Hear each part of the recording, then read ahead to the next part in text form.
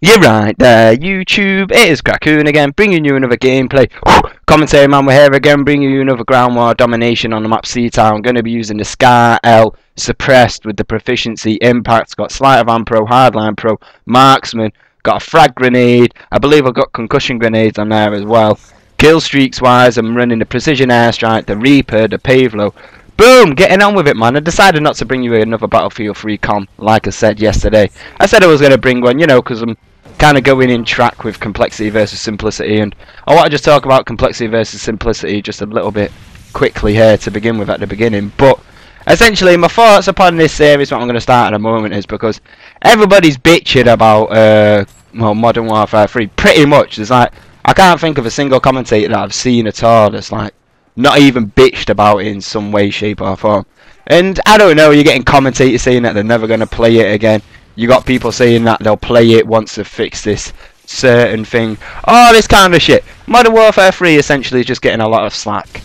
I don't want to just go off ranting about it, raving about it, saying what the fuck's up with it and everything like that. But what I will do is I'm going to explain to you once again my complexity over simplicity theory and how in different situations complexity may rival simplicity and vice versa. So that's what I want to talk about. That's the problem that I'm seeing mainly with Call of Duty at the moment, and just generally the way it's heading and what's going to happen with it, and where what's the word now, like where the franchise is heading in the future or something like that. And I don't know, man. Right, so I've spoken about scare packages, strike packages. It was kind of like a mix between strike and care package. Strike packages, right? I've spoken about that. That's done and dusted, out of the window, right? What I will say, in fact, just a little quick touch back on that again about strike packages. I've been revising it and thinking about it and everything like that, and then I just started to think, maybe the community doesn't want set kill streaks. Maybe they actually really do like the customization. That's why the franchise has taken off so much to an unprecedented level, because of the customization. Maybe that's what the developers are thinking when they keep on putting all these customizable kill streaks. But then also it's got to the point now where, as in, if the game had like just stayed with the set kill streaks set up and everything like that, then I don't know whether or not it would have grown to where it is today.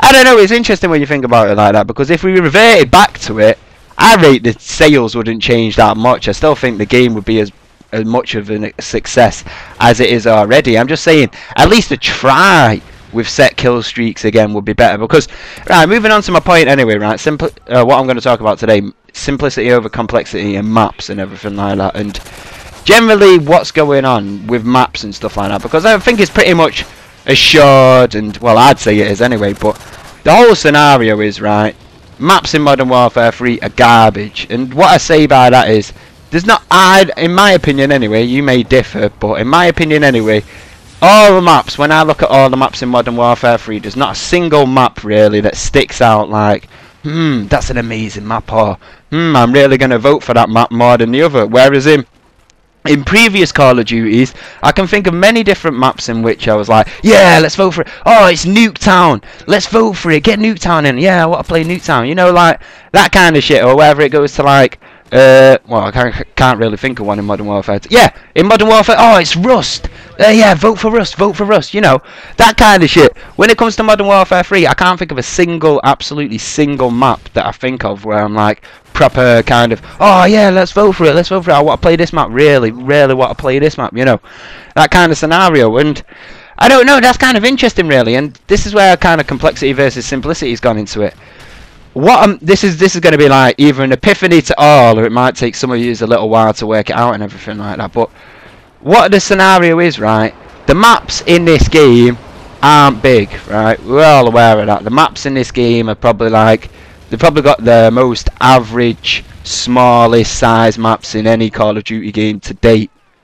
And what I mean by that is, the maps are small, right? Granted, the maps are really small, but what I'm finding a lot more of is that the maps are really small, but they're also extremely intricate and insanely in depth and insanely kind of interwoven and interbound and whatever like that. Like, what I'm saying is, the developers, right, they're not really thinking about what map flow is going to be like, how like different attributes of the map are going to play out, where the different sight lines, different like watch outs, you know, all this kind of stuff. They're not really thinking about that. What they're just thinking about is making everything smaller and then making it more complex and intricate and everything like that. And that's the scenario that I'm seeing with all these corners, all these like long kind of shortish sight lines, all this kind of stuff. I'm seeing a lot of complex kind of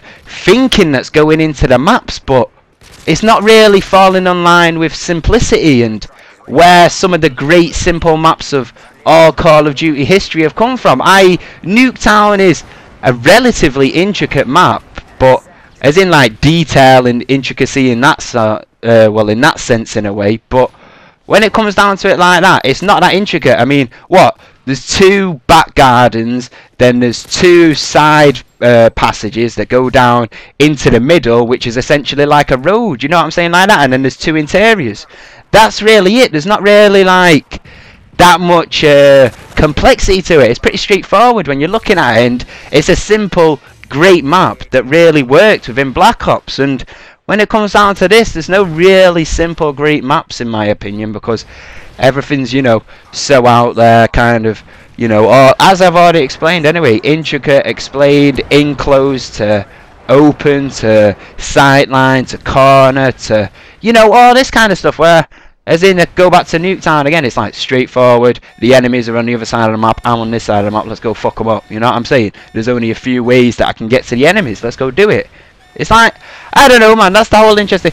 And then it makes me think about it, and then it makes me think about, right, fair enough, maybe that's what they are spending a lot of time doing, is designing maps and everything like that, which is fair enough. I can understand how they want to put pride into maps, because I reckon maps are the most important aspect in any Call of Duty game. If you've got bad maps, then the game's not good, because it's not enjoyable to play on literally any map. And I'm not saying the game has all shit maps, because obviously there are a few good maps, but pretty much every single one of the maps is complex and intricate, and to a level of which simplicity is not really falling onto the table or whatever like that. And back to what I was saying about how I've been thinking about it and looking at how the maps may have affected other sides of development and shit like that, because for instance, they've spent all this time on the maps and stuff like that, then what have they been doing for all this long? Have they really like, they've taken so much time designing maps, have they really like looked into how different weapons are going to play on different maps? Because that's the whole scenario about it as well.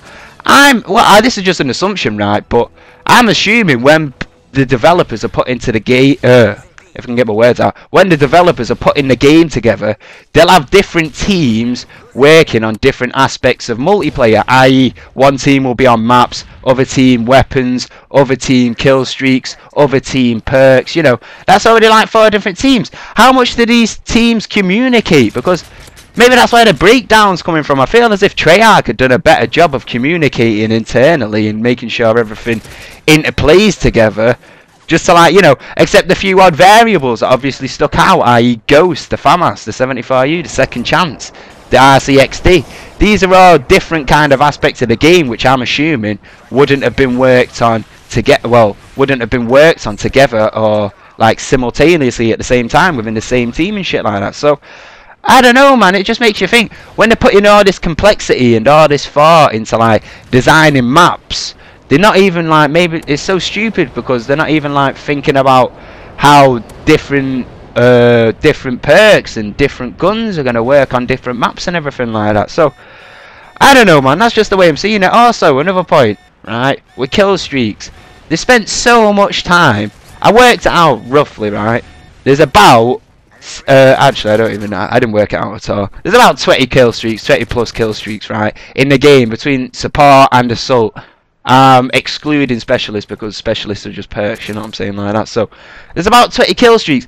They spend all this time working on all these different kill streaks, sorting out all these different variants and stuff like that, when they should have been spending time on like designing the maps and making sure the maps flow better and all this kind of shit. So I don't know, maybe that was a pretty like, you know, like mind-blowing scenario or something like that. You check it out for yourself. think about it, ponder on it, leave it in the comments, whatever you want to say like that. But I went 48-2, I believe, and that's no. Did I go 48-2?